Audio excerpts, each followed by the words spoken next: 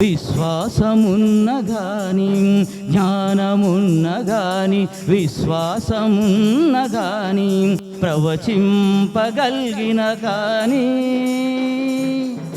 ప్రేమ లేని వాడనైతే వ్యర్థుడనయ్యా, నీ ప్రేమ లేని వాడనైతే వ్యర్థుడనయ్యా. హల్లెలూయా. సమస్త మహిమ గంత ప్రభావంలో ప్రభు అయిన యేసుక్రీస్తుకు మాత్రమే చెందునుగాక. ఆమేన్. నా పేరు గన్నవరం సతీష్ కుమార్. నేను ప్రభు రక్షణలోకి రాకముందు మామూలుగా ఒక లోక రీతిలో మామూలుగా సభ్య సమాజంలో సామాజిక సభ్యత్వంలో ఉన్న సమాజంలో మామూలుగా ఒక అల్ప విశ్వాసిగా ఒక మధ్యతరగతి కుటుంబీకుడిగా నేను ఉన్నాను. నా తల్లిని నేను పోషించుకున్న సమయం తరుణంలో 2014 ఆ ప్రాంతంలో అనుకుంటా కసుమూరు ప్రాంతం రైల్వే ట్రాక్ వేస్తున్నారు బొగ్గు రూట్లో. అక్కడ సూపర్వైజర్గా జాబ్ వచ్చింది, ప్రైవేటుగా. అది చేద్దామని చెప్పి నెల్లూరు నుంచి, నేటివ్ ప్లేస్ నెల్లూరే మాది, అక్కడి నుంచి మేము అక్కడికి వెళ్ళాము. రైల్వే ట్రాక్లో పనిచేస్తున్నప్పుడు నాకు ఒక వారం నైట్ డ్యూటీ, ఒక వారం పగలు డ్యూటీ ఉండింది. కానీ దేవుడు నాకు సమాధానం లేక నేను ఎటు చేయాలో అర్థం కాక నా తల్లితో నేను చాలా ప్రాబ్లమ్స్ను బేస్ చేయాల్సిన పరిస్థితి ఏర్పడింది. అప్పుడు అది ఒక 2 సంవత్సరాలు ముగించిన తర్వాత పాత నోట్లు మారకుండా వచ్చింది. అందరికీ తెలుసు కదమ్మా, అది పాత నోట్లు మారకుండా వచ్చిన సమయంలో వాళ్ళు ఇచ్చే జీతంతో 12,000 జీతం నాకు, అక్కడ అందరికీ 7,000 8,000 ఆ చుట్టుపక్కల పరిసర ప్రాంతాలందరికీ. నాకు ఎందుకు ఇచ్చారంటే హిందీ, ఇంగ్లీషు, తెలుగు కొంచెం 3 భాషల్లో వచ్చిన ఆ ట్రాక్ పనికి అందరూ హిందీ వాళ్ళు అందరూ వస్తారు కదా రైల్వే ట్రాక్ వేయడానికి, ఆ కుక్ లైన్లకి వాళ్ళందరికీ వాళ్ళతో మాట్లాడడానికి, సమాధానం చేయడానికి అన్నిటికీ కొంచెం చదువుకున్న మనిషి కావాలని చెప్పి నెల్లూరు నుంచి నన్ను ఒక సిఫార్సు ద్వారా నాకు ప్రమోషన్ ద్వారా తీసుకొచ్చి నన్ను 12,000 ఇచ్చారు. నేను అక్కడ కసుమూరు ప్రాంతంలో ఇల్లు తీసుకొని పనిచేస్తున్నాను. అది 2 సంవత్సరాల్లో అయిపోయినాక ఎటు పోవాలో అర్థం కాని పరిస్థితిలో అవుతుంది. పెయింట్ వర్క్ వచ్చినా కూడా పెయింట్ వర్క్ అంతగా లేదు. ఒక వారం ఉంటే ఒక వారం లేక చాలా ఇబ్బందులు పడే పరిస్థితులు రోజుల్లో. ఆ కసుమూరు పరిసర ప్రాంతాల్లో మాకు తెలిసిన వాళ్ళు ఉంటే అక్కడ దేవుడిని నమ్ముకున్న వాళ్ళు ఉన్నారు. వాళ్ళ ఇళ్లలో ఉండి నేను దేవుడిని నమ్ముకోవాల్సిన సిచ్యువేషన్లో నేను ఉన్నాను.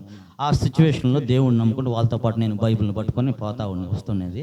నేను పాటలో మామూలుగా దేవుడిచ్చిన స్వరంతో మనకిచ్చిన ఈ స్వరము ఆ దేవుని కృపావరంగా నేను భావించి, నాకు తండ్రి ఆస్తి ఇవ్వకపోయినా కనీసం ఆయన ఇచ్చినటువంటి రక్త మాంసాలు, ఆయన ఇచ్చిన స్వరం నాకు ఉందిలే అని చెప్పి దేవుని కృపలో ఆ సన్నిధానంలో నేను అక్కడ వాళ్ళతో సాత్వికుడుగా ఆత్మీయంగా బలపడ్డాను. అక్కడ ప్రతి ఒక్కరు కూడా సతీష్ అంటే ఒక మంచి మనిషి, మంచి నడవడిక, సత్ప్రవర్తన, అతని మార్గము అన్నీ బాగుంటాయి. ఎటువంటి ప్రలోభాలు చేయడు, ఎటువంటి అసాంఘిక కార్యకలాపాలకు పాల్పడడు, తల్లిని చూసుకుంటూ శుద్ధంగా అని చెప్పి ఈ రోజు నాటికి కూడా అక్కడ మంచి పేరు సంపాదించుకున్నాను. కానీ అక్కడ ప్రార్థన చేస్తున్న సమయంలో ప్రతి ఒక్క ఇంట్లో కూడా నాకు వాళ్ళు 3 వారాలు 4 వారాలు 5 వారాలు పెట్టుకునేది. నేను కూడా అట్లాగే పెట్టుకునే ప్రార్థన పెట్టుకున్నప్పుడు మాకు కలిగిన నష్టాన్ని, మాకు కలిగినటువంటి అన్యాయాన్ని గురించి మేము ప్రార్థన పెట్టుకుని నా తండ్రి మనసు మార్చాలి అని చెప్పి మేము అనుకునేది. నా తండ్రి నా తల్లిని వైదొలికి ఇచ్చాడు, ఖమ్మంలో ఉంటున్నాడు, నా ఆస్తిపాస్తులు సంపాదించుకున్నాడు. మాకు ఎప్పుడు అతని ఆస్తిపాస్తుల్లో మాకు వాటా రాలేదు. అయినప్పటికీ ఆమెకి న్యాయం జరగాలని చెప్పి మేము ప్రార్థన పెట్టుకునేది. ఒక్కొక్కసారి 7 వారాలు 3 వారాలు కంపల్సరీ పెట్టుకునేది. మా ప్రార్థన అంటే ప్రతి ఒక్కరి ఇళ్ళల్లో ప్రార్థన అంటే బిస్కెట్, టీ ఇచ్చి పంపించేసేది.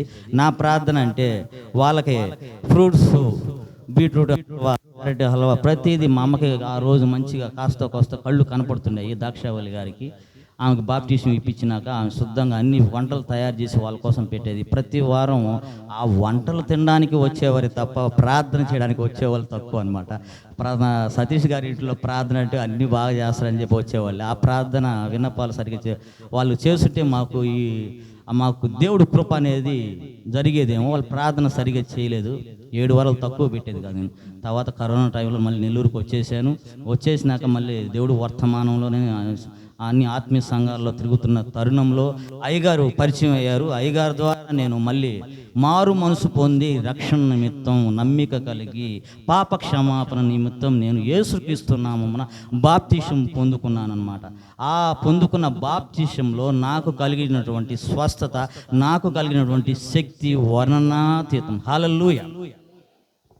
అయ్యగారు ఆ రోజు నాకు చెప్పింది ఏంటంటే, ఇంత ముందు గడిపినటువంటి జీవితం కంటే ఈ రోజు నేను యేసునామం మీద నీకు బాప్టిజం ఇస్తున్నాను. ఇక జరగబోయే సిచ్యువేషన్లు, జరగబోయే పరిస్థితులు ఈ రకంగా ఈ రోజు నుంచి మీరు చూడండి అయ్యగారు. దాన్ని బట్టి మీరు మీకు దేవుడి మీద ఇంకొంచెం విశ్వాసం అనేది నిందన ప్రవర్ధమానం వెలుగుతుంది. మీ ద్వారా 4 ఆత్మలు రక్షింపబడతాయి అని చెప్పిన అయ్యగారి సూక్తి, అయ్యగారి మాట ఈ రోజు నెరవేరింది. హల్లెలూయా. నేను నలుగురికి బాప్టిజం వారి మారు మనసు పొందేటట్లుగా చాలా మందికి నేను చెప్తున్నాను. అయ్యగారు వర్తమానం కూడా నేను చెప్తున్నాను. ఆ వర్తమానం ద్వారా వారు క్షమాపణ నిమిత్తం బాప్టిజం తీసుకుంటున్నారు. వారి జీవిత విధానంలో మంచి మార్పులు జరుగుతున్నాయి. హల్లెలూయా. అంతా ఒకటి బాగానే ఉంది. ఇంతకీ నేను చేసిన ప్రయత్నం సఫలించిందా లేదా అని చెప్పేది అది దేవుడు ఎట్ట చేశాడు. అద్భుతకరుడు, ఆశ్చర్యకరుడు కనుక దేవుడు ఈరోజు మేము ఊహించని రీతిలో నా తండ్రి మాతో మాట్లాడలేదు, సహోదరులు మాట్లాడక అటు ఇటు 15 సంవత్సరాలు అయింది. వారు ఈరోజు మాతో మనసు విప్పి మాట్లాడుతున్నారు. వాళ్ళు ఇంటికి పిలిచారు. ఖమ్మంకి పోయాను నేను. నా తల్లిని తీసుకెళ్ళాను. మా తమ్ముడు చిన్న కూతురు మెచ్యూర్ అయ్యింటే అప్పటికప్పటికి తీసుకెళ్ళి నా తల్లిని అక్కడ ఉంచి ఆ ఫంక్షన్ అయ్యేంత వరకు ఉంచమన్నాడు. మాట్లాడారు. అంతా నాకు ఆశ్చర్యంగా ఉంది. ఏంది ఇది జరిగింది? ఇన్ని రోజులు ఎన్నో ప్రార్థనలు చేయించాను, ఏనాడు కూడా నాతో సమాధానం లేదే, ఎందుకు జరిగిందంటే అదనమాట. నమ్మి బాప్టిజం పొంది మారు మనసు పొంది నువ్వు రక్షణ నిమిత్తం చేస్తే నీ దోషములన్నీ పోయే కాకుండా మీ రక్త సంబంధికులు నీతో స్వాస్థ్యము ప్రతి ఒక్కరూ కూడా నీకు చేరువ అవుతారు. నీ మనసులో ఉన్నటువంటి రుగ్మతను తీసేది కాకుండా నీ అభిష్టానుసారంగా నువ్వు ఏదైతే కోరుకుంటున్నావో అది జరుగును అని చెప్పి తూచా తప్పకుండా యేసయ్య చూపించాడు. హల్లెలూయా, హల్లెలూయా. ఇటువంటి మార్పు అయ్యగారు చెప్పినప్పుడు నేను వినలా.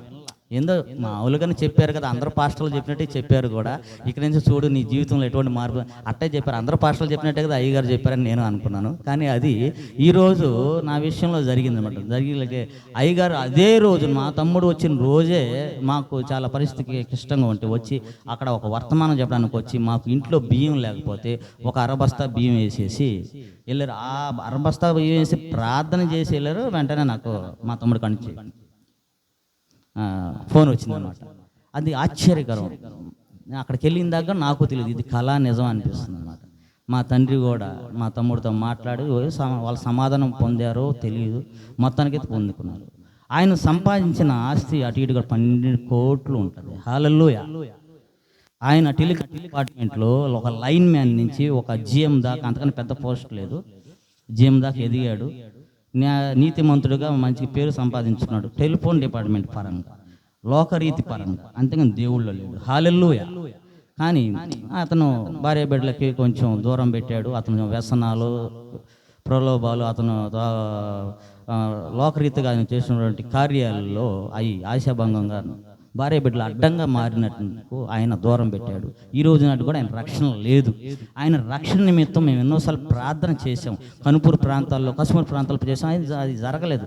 ఈరోజు దేవుడు ఈ రీతిగా నన్ను మార్చి అది నాకు కళ్ళకు కట్టినట్లుగా స్పష్టంగా, ప్రగాఢంగా, అసలుకి తేటగా స్పష్టంగా చూపించాడు. అంటే ఆ యేసయ్య నా పట్ల ఆయన చిత్తం ఏ రకంగా ఉన్నదో, ఆయన పని నేను చేస్తున్నాను, ఆయన పని చేస్తున్నంత వరకు నాలో ఉన్నటువంటి ఎటువంటి క్రియలన్నింటినీ ఆయన తీసేస్తాడు అనుకొని నేను చేశాను. కానీ జరగకూడని కార్యాలు కూడా అద్భుతంగా, ఆశ్చర్యకరంగా చేశాడు. ఈరోజు నేను నమ్మలేని స్థితిలో ఉన్నప్పటికీ నాకు ఈరోజు కూడా షాక్గానే ఉంది. హల్లెలూయా.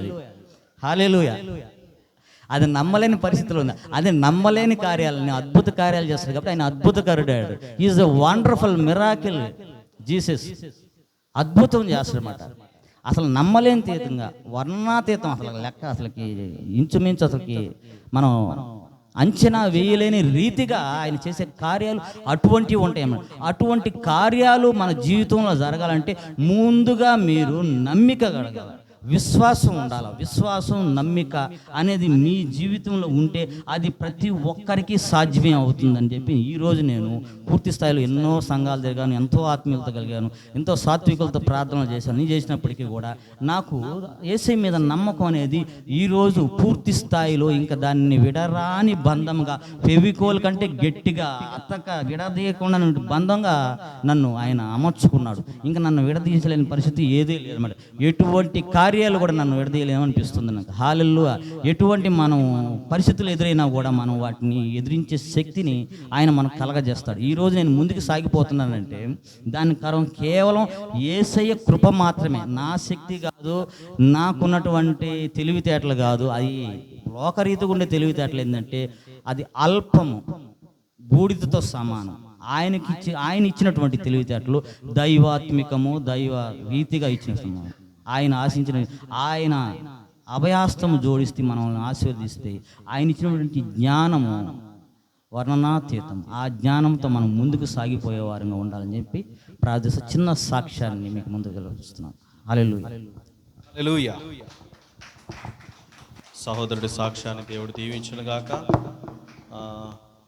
చాలా మంచి సాక్ష్యము. దేవుడు మన జీవితాలని దేవుడికి సమర్పించినప్పుడు దేవుడే మన జీవితాలను నడిపిస్తాడు. అంతేనా? ఆమెన్ అంటారా? ఆమెన్. మనము ఏదైతే దక్కదు అని అనుకుంటామో, మనం ఏదైతే ఇది పొందుకోలేము అని అనుకుంటామో దాన్ని సాధ్యం చేయడానికి దేవుడు సమర్థుడైనాడు. ఆమెన్ అంటారా? ఆమెన్. ఎన్నో సంవత్సరాల నుంచి మాకు కూడా తెలియజేశాడు సహోదరుడు. మా సహోదరులు మాతో మాట్లాడట్లేదు, చాలా సంవత్సరాలు అయ్యింది. ఒకసారి మేము కారులో వెళ్తున్నప్పుడు 15 సంవత్సరాలు అయ్యింది అని అంటే, అరే అన్నదమ్ములు ఇలా కూడా ఉంటారా అని అనిపించింది. కానీ ఈరోజు ఒక మంచి సాక్ష్యం చెప్పాడు సహోదరుడు. అందుని బట్టి దేవునికే మహిమ. దేవుడు ఆ కుటుంబాన్ని ఇంకా దీవించాలని కోరుకుంటున్నాను. వాళ్ళ సహోదరుల రక్షణ కోసం కూడా మీరు ప్రార్థించండి. వాళ్ళు కూడా రక్షణలోకి వచ్చారు అని అంటే వారును వారి కుటుంబ సభ్యులు అందరూ కలిసి యెహోవాను సేవిస్తారు. ఆమెన్ అంటారా? ఆమెన్. హల్లెలూయా. ఈ సమయంలో మనమందరం లేచి నించొని ఆరాధనలోకి వెళ్దాము. సో దయచేసి అందరూ కలిసి దేవుణ్ణి ఆరాధించుటకు మీరు మీ మనసులు సిద్ధం చేసుకోండి.